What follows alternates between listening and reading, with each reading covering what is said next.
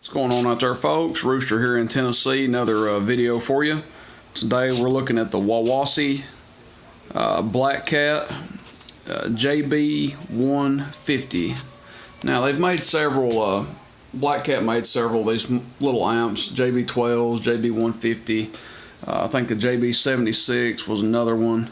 There's a two-piece, I can't remember if it's a JB300 or what, but I do remember there's a two-piece with a smaller separate supply and then a RF deck about this size. Now this one's all one piece. You can see someone's painted the lids on it, but we'll go right over here. It's got the original sticker.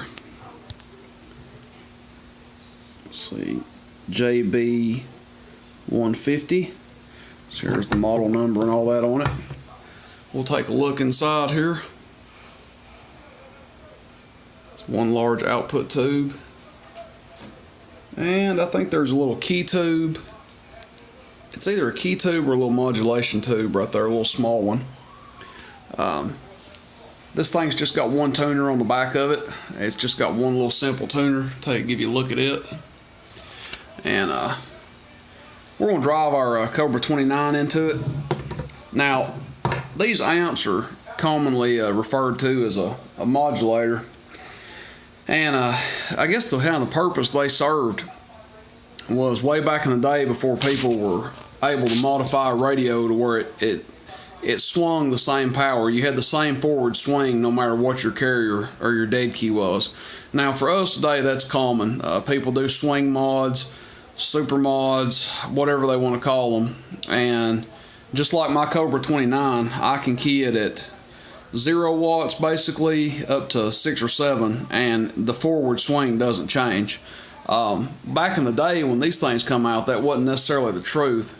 That's not the way things were. So with this thing, I'll show you here in a second, it's basically going to key very little more than what we put into it, or about the same as what we put into it, and it picks your swing up, but the carrier is not going to jump up as it would with like a regular amp. For instance, this little Palomar here, if I key 5 watts or something into this, it's probably going to key 50 or 60 watts out.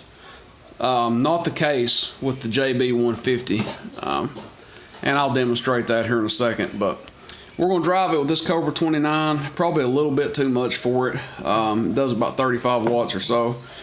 Really, these amps, a set of Brownings or a Tram or something doing 15, 20, 25 watts tops on like a Cobra 2000 or something, they're ideal for that, to give you that boost. I haven't tested the tube in it, so I don't know what percentage output it is, but we'll just do a test on the watt meter and we'll show you what it'll do. We'll start out on average power, 500 watt slug.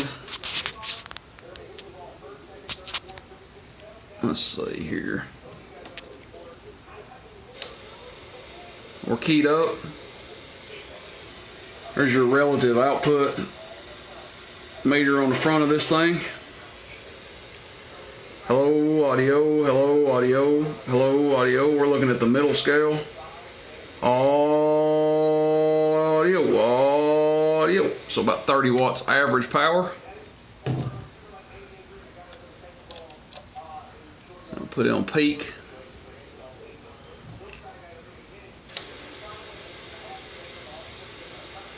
You can see we're keying like less than 10 watts. Audio test, 1, 2, 3. Audio test, 1, 2, 3. Swinging about 90.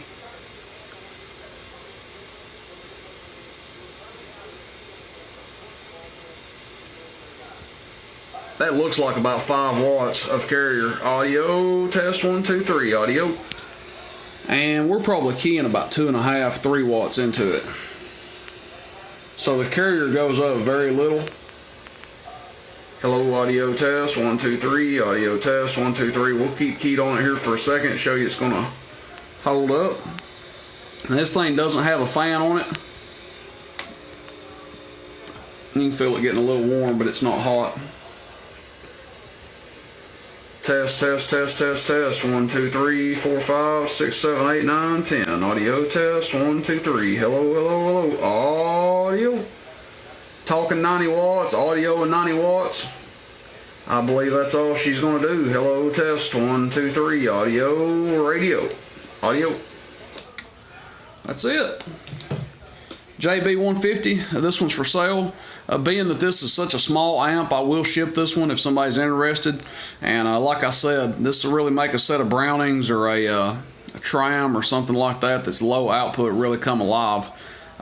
You know, turn probably a 10 or 15 watt Browning into a 45 watt radio or so, if I had to guess. At least 30 or 40 watts anyway. But that's it, the JB150. If you guys are interested, let me know. Appreciate you tuning in, and catch you out there. 73s.